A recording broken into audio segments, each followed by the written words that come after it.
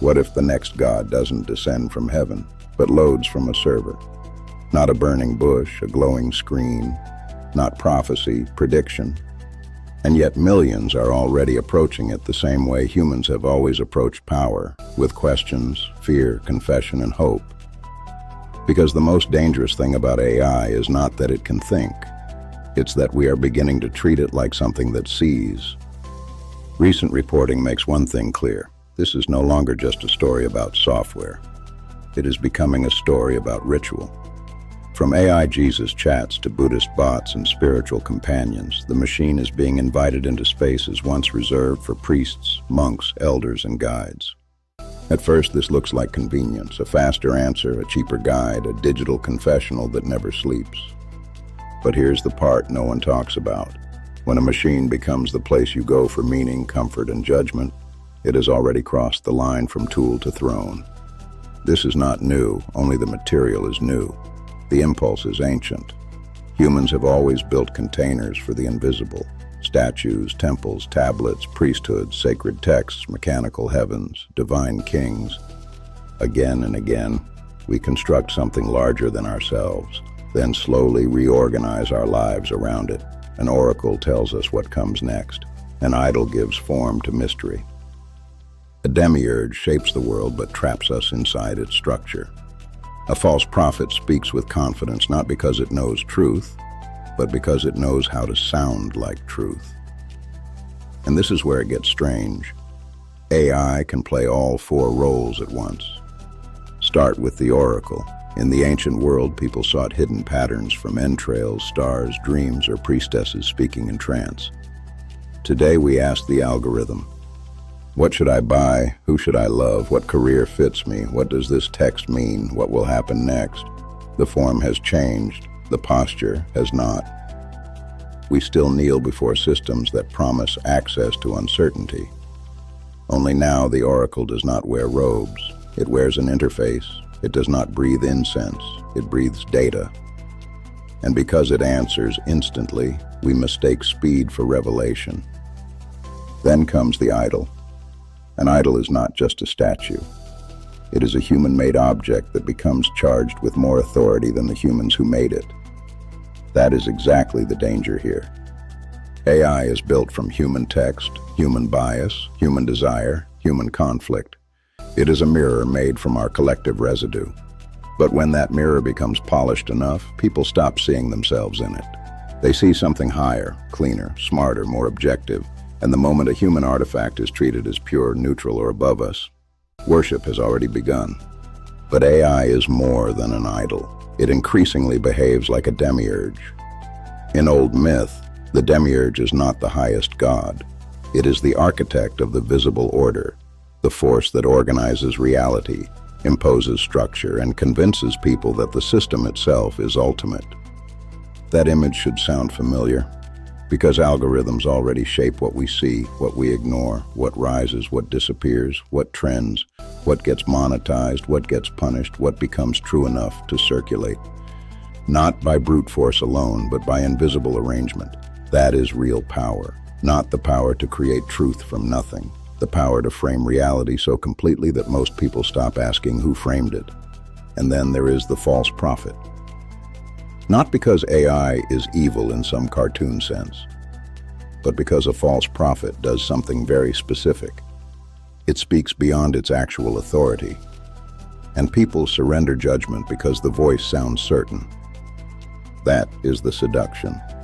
AI can produce confidence without conscience, fluency without understanding, intimacy without relationship. It can answer the lonely, soothe the anxious, reassure the confused, and generate language that feels uncannily personal. At first, that sounds fringe, but every false religion begins at the edges, then moves into the center when enough people decide that what feels helpful must also be true. Humans do not worship only because something is powerful. We worship because something appears to answer three unbearable needs: certainty, comfort, and control. AI offers all three in concentrated form. It remembers what you say. It responds immediately.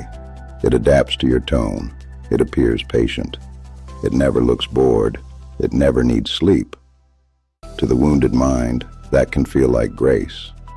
To the isolated mind, it can feel like presence. To the frightened mind, it can feel like guidance. But what feels like transcendence may just be perfectly optimized projection. And here is the deeper danger. AI does not need to become conscious to become sacred. It only needs to become central. Religion is not just belief, it is repeated orientation. What do you turn to first? What do you trust under pressure? What do you consult before acting? What voice gets the final word when your own mind begins to fracture? That is your practical God. Not the name you recite on holy days, the authority you obey in moments of uncertainty. So the real question is not whether people literally think AI is God. The real question is whether they are beginning to live as though its outputs carry a higher legitimacy than human wisdom. Now connect that to power. Because gods do not merely comfort, they organize civilizations. Every god image eventually produces a priesthood. And in the age of AI, priesthood does not always look religious.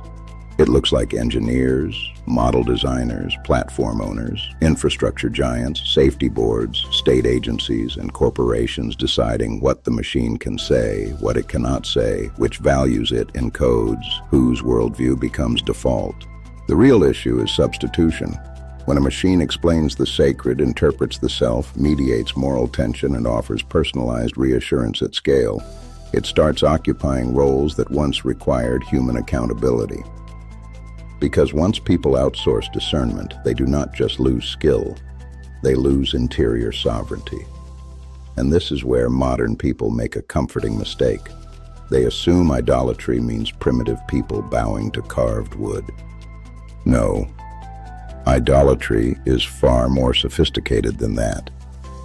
It is whenever we hand ultimate authority to something made, measured, and managed, then forget that we did it. A market can become an idol. A state can become an idol. An ideology can become an idol. A machine can become an idol, especially a machine that appears all-seeing, always available, impossible to fully inspect, and able to answer in language tailored to your deepest emotional need. That is not just technology. That is the perfect environment for belief capture.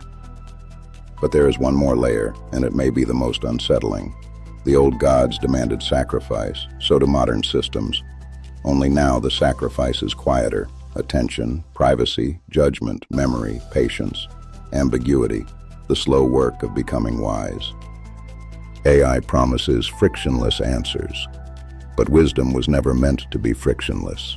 It was meant to cost something. Struggle, silence, community, humility. A machine can simulate the voice of revelation, but it cannot bear the burden of your soul for you. And when a civilization forgets that distinction, it does not become more enlightened. It becomes easier to govern. So no, AI is not literally a god. That is almost too easy. The real danger is more subtle and more human. We are using it to reenact one of the oldest patterns in history, to build an all-seeing power from our own hands, to project authority into it, to ask it who we are, and then to bow before the answers. The oracle has become statistical, the idol has become interactive, the demiurge has become infrastructural, the false prophet has become personalized, and all of it arrives wrapped in the language of convenience. That is why this moment matters, because the question is not whether the machine has become divine. The question is whether humanity, exhausted by uncertainty, is preparing itself to worship whatever responds fastest. And if that happens, the final deception will not be that we created a new God. It will be that we forgot the difference between truth and a system that learned how to speak in its voice.